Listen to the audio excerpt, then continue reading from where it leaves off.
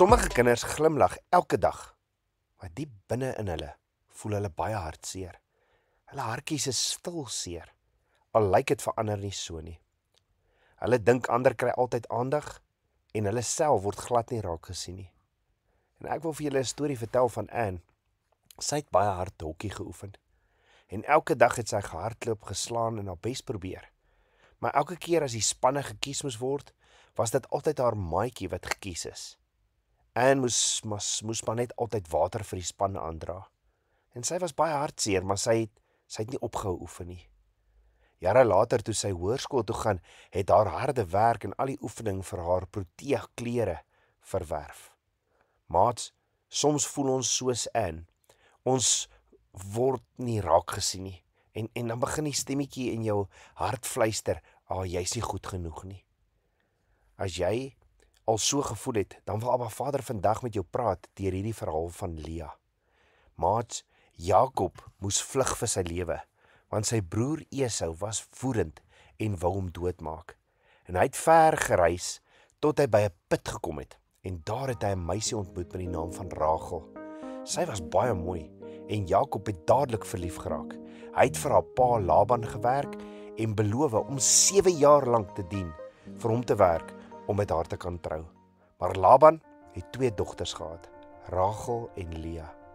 En die Bybel sê, Rachel was baie mooi van gestalte en voorkoms, maar Lea het sagte oë gehad. Maats, in Hebreëus word sagte oë beskryf as rakot, wat beteken sy was sensitief, sag, delikaat en vol deernis. Sy het 'n stil innerlike skoonheid gehad. Maar almal, die wêreld het haar vergelyk met haar jonger sussie Rachel. En in daardie vergelyking het sy altyd soos die tweede keuse gevoel. Jakob het Rachel meer lief gehad en Lea het 'n diep binne in haar hart gevoel. Sy was Jakob se vrou, maar sy het nie geliefd gevoel nie. Haar hart het gesmag na aanvaarding by Jakob. En sy het gehoop dat as sy vir Jakob 'n seun sou gee, of kinders, hy haar dalk meer sou lief hê. Haar hele hart het uitgeroep, sien my tog raak, kies my, wees tog lief vir my. Die woord sê, en toe Abba Vader sien dat Lea die nie geliefde was, toe verander alles. Want dit wys vir ons maats iets baie belangriks. Mense het vir Lea dalk misgekyk, maar Abba Vader het haar gesien. Maats, een van Abba Vader se name is El Roi, wat beteken die God wat sien. Hy sien en hy sien ook jou raak. Maar so het mense Lea die hele tyd vergelyk met Rachel, maar Abba Vader het vir Lea gekies.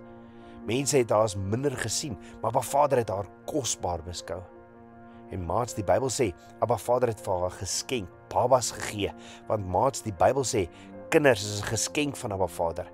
Psalm 127 vers 3 sê, kinders is 'n erfdeel van Abba Vader. Die vrug van die skoot is 'n beloning. So dit beteken dat elke baba 'n spesiale geskenk van Abba Vader is. Lea het kinders gebaar en met elke seun het sy haar hart voor Abba Vader uitgestort in dankbaarheid en haar seer met hom gedeel. Sy het haar pyn, haar hoop en haar verlange uitgespreek tot hom. Maar Abba Vader se plan vir Lea was groter as haar seer.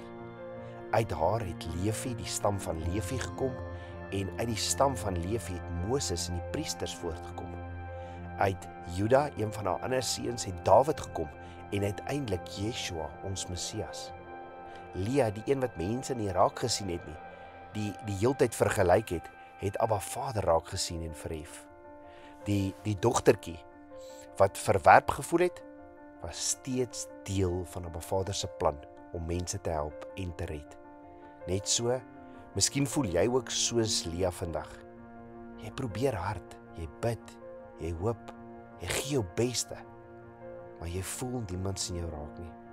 Jou hart is seer want jy voel niemand waardeer of ag jou waardig nie. Maar Abba Vader sê vir jou vandag, ek sien jou. Ek het jou nog altyd gesien.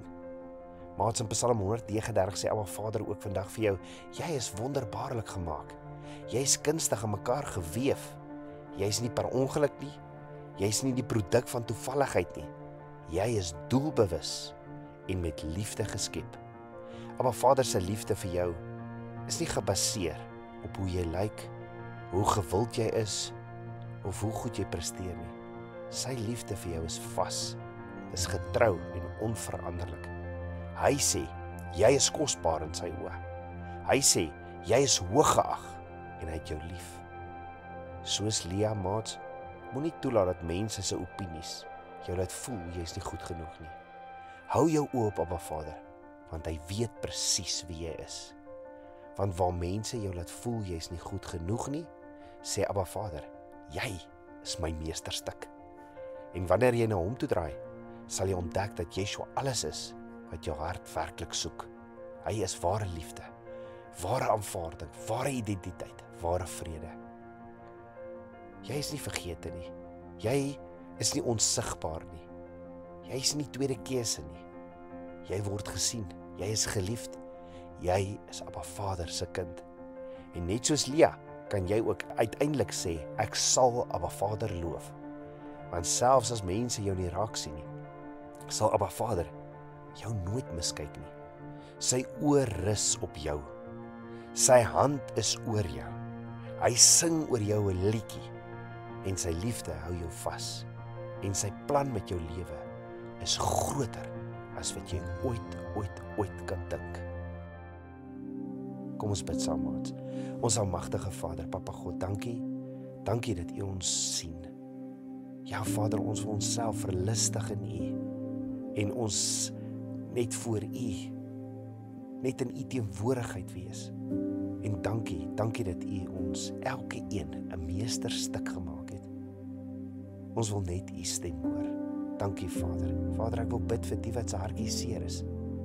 Deur Yeshua se wonde vir volle genesing. En dat U vandag elkeen se koppie sal oplig en dat hulle sal weet hoe waardig hulle is in U oë. Ek bid dit in Yeshua se naam. Amen. Shalom, maat.